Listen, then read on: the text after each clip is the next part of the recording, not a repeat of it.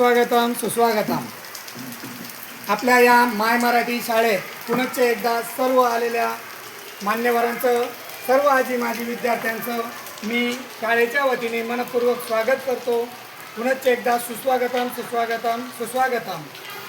आपल्या महाराष्ट्र शासनाने गेल्या 15 ऑक्टोबर रोजी एक परिपत्रक वितरित केलं आणि प्रसिद्ध केलं आणि त्या परिपत्रकानुसार हा कार्यक्रम आपल्या संपूर्ण राज्यामध्ये साजरा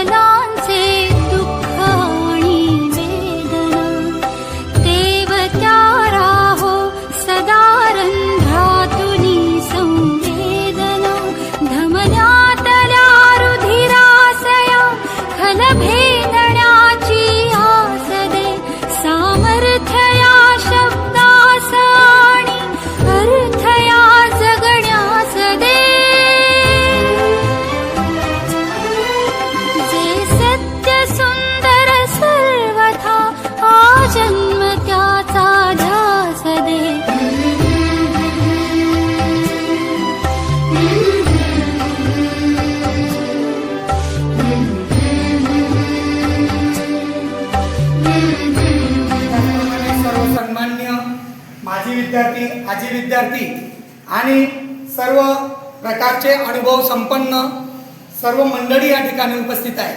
या सर्वांचं आमच्या शाळेच्या वतीने, आपल्या ग्रामपंचायतीच्या वतीने पुनश्च एकदा या कार्यक्रमात स्वागत करतो.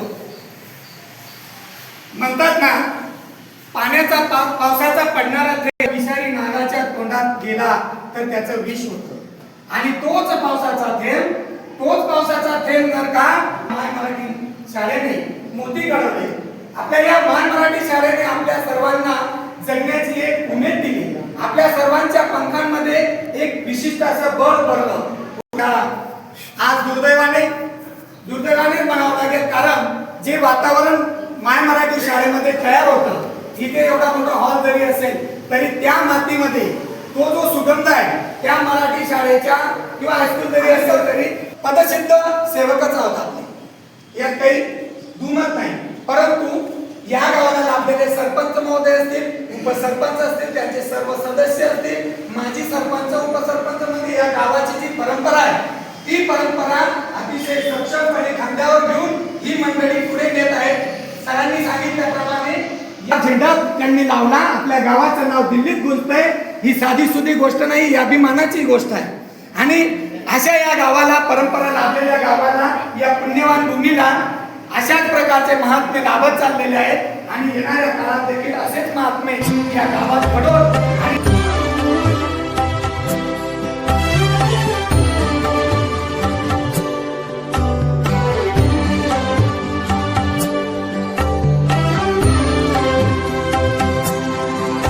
सन्मार्ग आणि सन्मती लाभो सदा सत्संगती.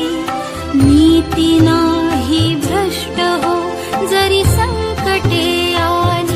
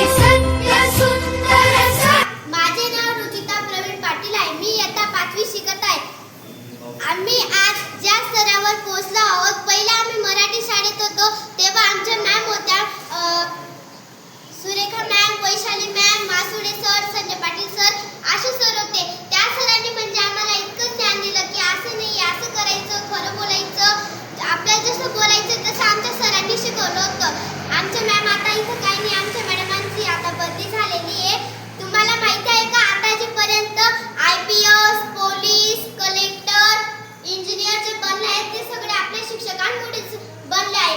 मैं तुम्हाला एक शायरी सांगणार आहे।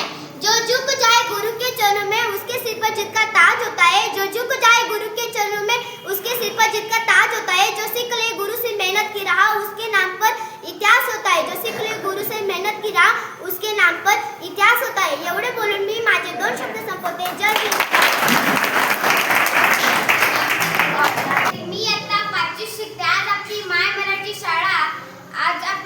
शाळा आपण जे आपण काही आपल्या माय मराठी शाळेत शिकलो आहे ते फक्त आपल्या शिक्षकांमुळे आणि शाळामुळे आपल्याला जे ज्ञान मिळालं आहे ते आपले शिक्षक आणि आपल्याला आई वडील आपल्याला पंख देतात, पण पंखांना भरारी देण्याचं काम आपल्याला आपले शिक्षक करत असतात।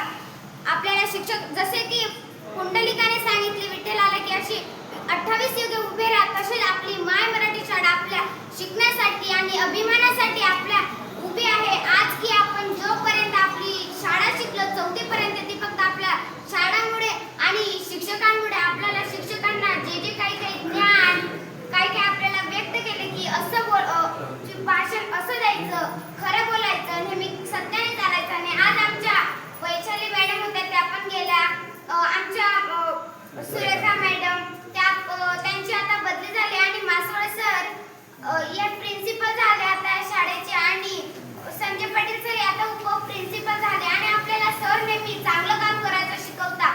असं सर सांगतच नाही की वाईट काम करायचं। मी तुम्हाला सांगते, ज्ञानाचा प्रकाश देण्यात दिवा अखंड जळतो। ज्ञानाचा प्रकाश देण्यात दिवा अखंड जळतो। जीवनाचा अर्थ खरा शिक्षकांमुळे करतो। जीवनाचा अर्थ खरा शिक्षकांमुळे करतो। आज नेहमी मुलं सुविचार सांगतात, काय सांगतात, पण असं मी तुम्हाला सांगते, आले 100 गेले 100 मराठी शाळा एकच नंबर हा खूपच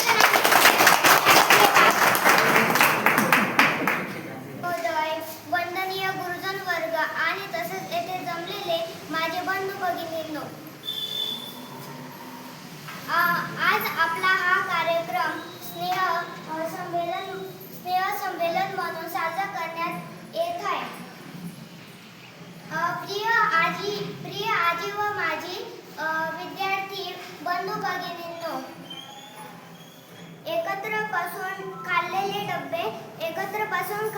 डबे निकालाच्या दिवसाची भीती हातावर घातलेल्या छड्या मैदानावर खेळलेले खो-खो मन विळवून देणारे ते दिवस। Very good.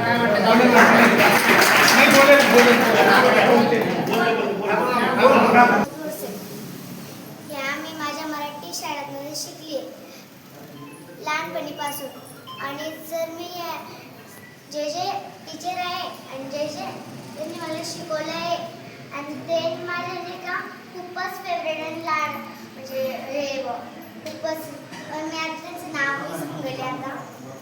आणि अजून त्यांनी खोटं आणि खरं बोलायला सांगितलं आणि कोणाशी खोटं नाही बोलायला सांगितलं आणि चांगलं वळण दिलं आणि चांगलं शिकवलं आम्हाला। थँक्यू। आपल्या गावाचे सर्वांचे जे आदरणीय मार्गदर्शक आबासाहेब पाटील, आपल्या गावाचे लोकनियुक्त सरपंच आदरणीय आम्ही आदरणीय प्रकाश रंगाराम, आपल्या सोसायटीचे चेअरमन आदरणीय आबासाहेब, तसेच सर्व सन्माननीय ग्रामपंचायत सदस्य, या शाळेचे आदरणीय मुख्याध्यापक मासुळे सर, संजय पाटील सर, आदरणीय मॅडम, तसेच ज्यांच्यामुळे पहिल्यांदा दिवाळी साजरा झाली आम्ही बघितलं व्हॉट्सअपला आणि असं वाटायला लागलं की आपली ग्रामपंचायतला आपलं घर पण आलं, असे आपल्या सोनी पाटील मॅडम, तसेच सर्व माझे गावातील बांधव आणि माझे जे बालमित्र इथे उपस्थित आहेत, जे आम्ही आपल्या माय मराठी शाळेत खेळलो, शिकलो, लहानाचे मोठे झालो आणि आज कुठेतरी समाजामध्ये गावात आम्ही विविध वेगवेगळ्या पदांवर काम करत आहोत, असे माझे सगळे बंधू।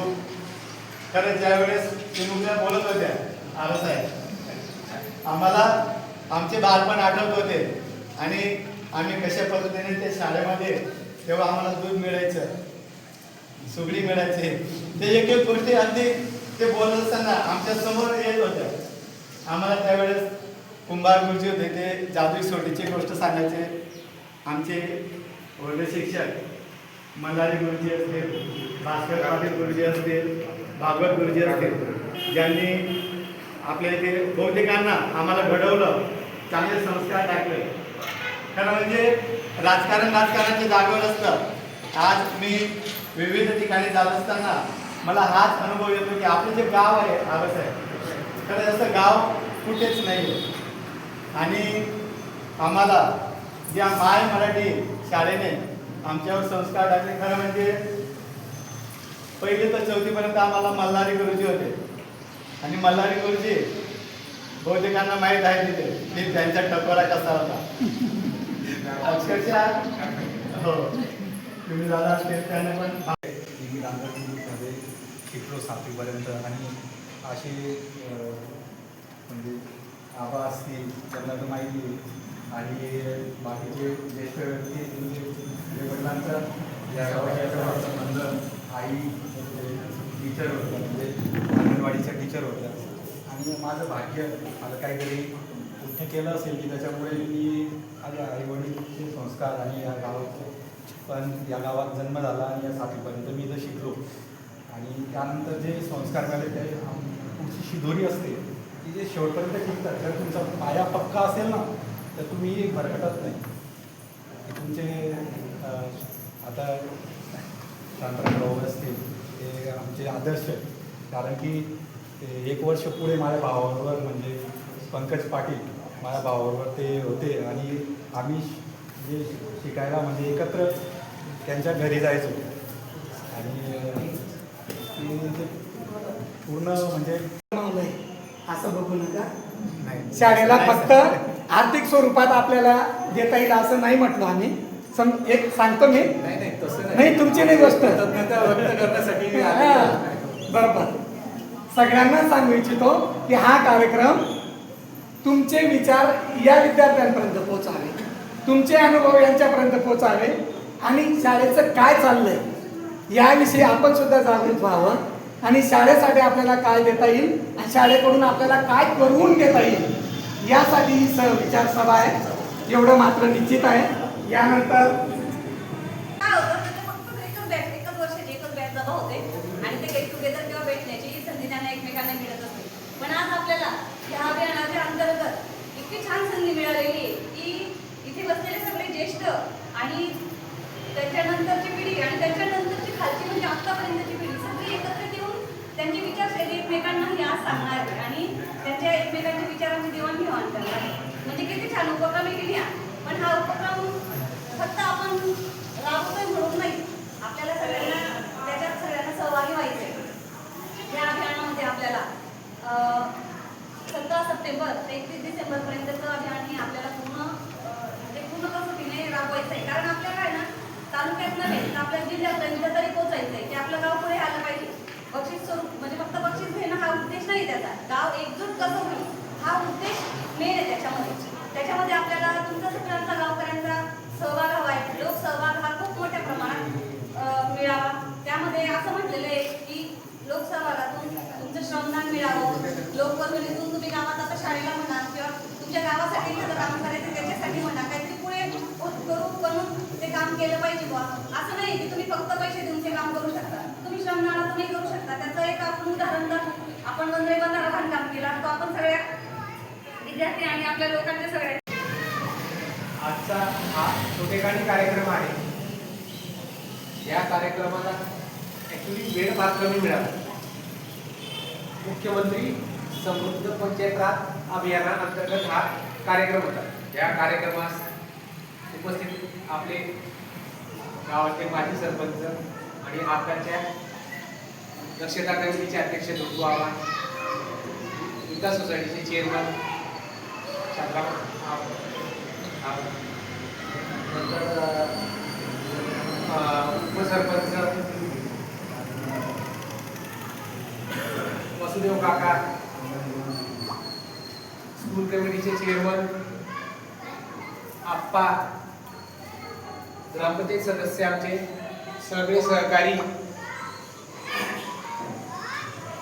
शिक्षक मासोळे सर, मुख्याध्यापक, नंतर त्याची टीम सगळी, चौघ शिक्षक, पोलीस पाटील आमच्या वहिनी, नंतर सगळे तेव्हा खरोखर चांगले शिक्षक होते.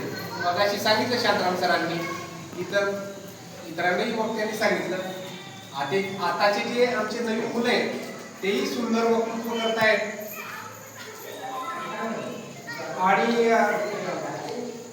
त्यांचं म्हणजे जिल्ह्यावरही त्यांना काही बक्षीस मिळाले.